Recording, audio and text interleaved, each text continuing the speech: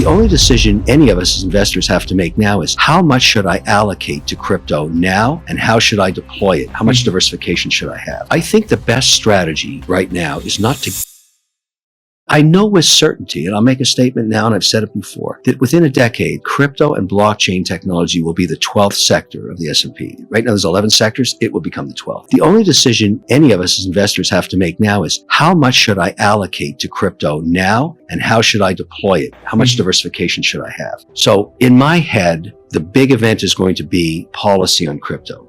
It will open the floodgates to capital from pension and sovereign, which we don't have. People talk about Bitcoin, 800 billion. That's nothing. That's nothing in financial services. It's not even a pimple. It's nothing.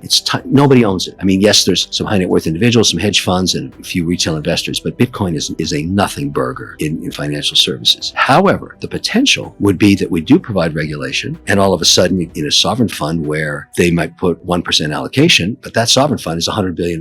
That's a small sovereign fund. So I'm investing ahead of that. I'm making the assumption that if I'm buying in, at 35 to 40,000, that I'll see this at 150, 250,000 one day when it gets allocated and indexed. If an indexer says I'm putting 1% allocation, if the coin drops 20%, which is very volatile, they buy back up to 1%. Yeah. So you have a bid. They're the bid. They're the market all the time. 24/7, they're the market. We don't have that right now. So the conference like this is very important to note who makes up the population of attendees. And here I can point to institutions that I indexed for that are walking around with baseball bats on or hats on because they don't want to be seen, but they're here to learn, and government officials from multiple countries.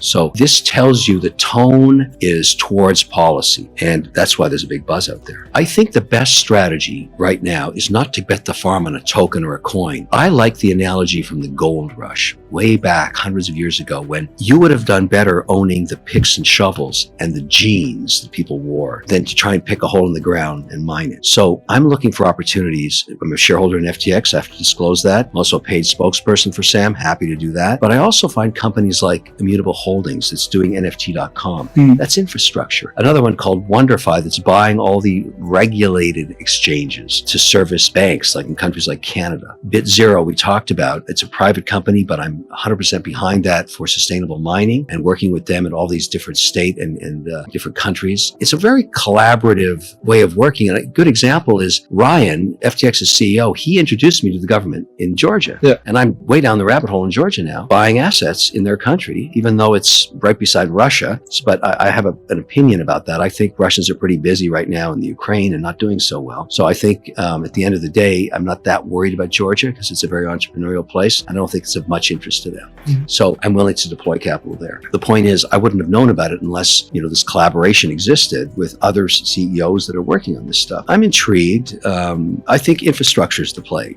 Owning a piece of exchanges, you're agnostic to price of coin. Doesn't matter. It goes up or down, you still get paid. So that is what I'm sort of focusing on now. And I do have a big portfolio of 32 other tokens and positions: Polygon, Solana, HBAR, Helium, Avalanche, like all this stuff. Yeah. It's all software. There's no coin. It's just software. So I'm investing in software developers. It's a use case. Let me walk you through my thinking on it. When you're an indexer, you're constantly creating indices in multiple markets. So let's take Europe. So we have an index that is 50 European stocks that is very popular. And so what we try and do is find the best balance sheets. And Europe is basically made up of Switzerland, so the Swiss franc, Europe itself, Germany and France, so that's the euro as a currency, and then the London Stock Exchange, which is in British pounds. Now, let's say you're putting out a $100 million index, just for start. You seed an index with $100 million.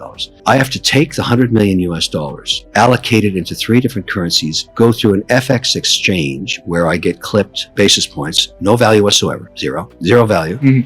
Buy the stocks on the native exchanges, manage their positions. Usually a mandate like that is no more than 5% in any one stock. So if it doubles in price, you got to sell half of it. Go back from that, Swiss franc back into US dollars, get clipped again, no value whatsoever. I mean, it is such a waste of capital for everybody. It's useless friction.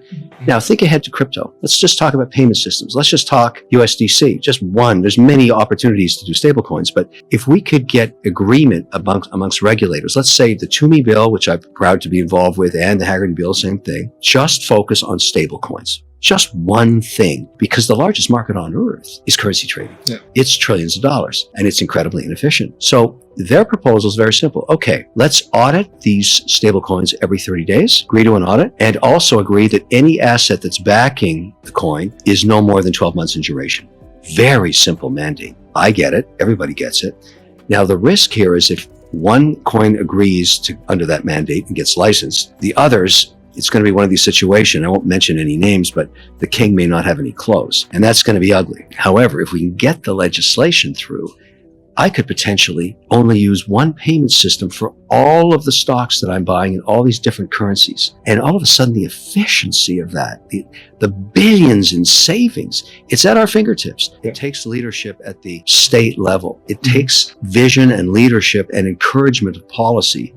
And you can see the difference between those advanced pro-business states. It's not just around political, partisanship. It's about individual governors and senators who ran businesses once that actually understand payroll, and they understand how important it is to attract capital. Now, I'm working with investors in the United Arab Emirates for two reasons. One, they're also very advanced in their thinking on carbon neutrality, but they have something else no other country has, including us: access to semiconductors. With great foresight, decades ago, they took on equity positions in semiconductor manufacturing. So when BitZero goes to a place like North Dakota, not only can they bring capital, unlimited capital, they have unlimited semiconductors. So they're able to build.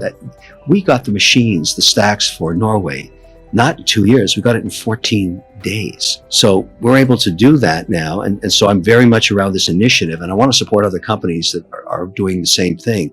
But right now, the most advanced that I can find is BitZero. There's nobody else. They've proven the model in Norway. It's there and it's running, and it's working with the community. So we're able to take the Norwegian team and bring them to any state and say, here's how it works. Here's the footprint of how this works. And that's very, very motivating to see something that's already been proven. For some interesting reason, if I look over the last 20 years as an investor, 75% of my returns have come from companies that were run by women, which is really interesting. And so I tend to be biased towards investing in women. And one of them gave me some advice a few years ago that I think everybody should think about. Most people spend 2/3 of their day talking and 1/3 listening. Reverse that. Shut up and listen. And I tried that. One of my great women CEOs told me that. She said, listening gives you information, empowers you, and helps you make better decisions. And she's right. I've turned that around now. I listen 2/3 of the day. I often say nothing, and I learn, and then it helps me make a better decision as an investor. That in itself is a great life lesson.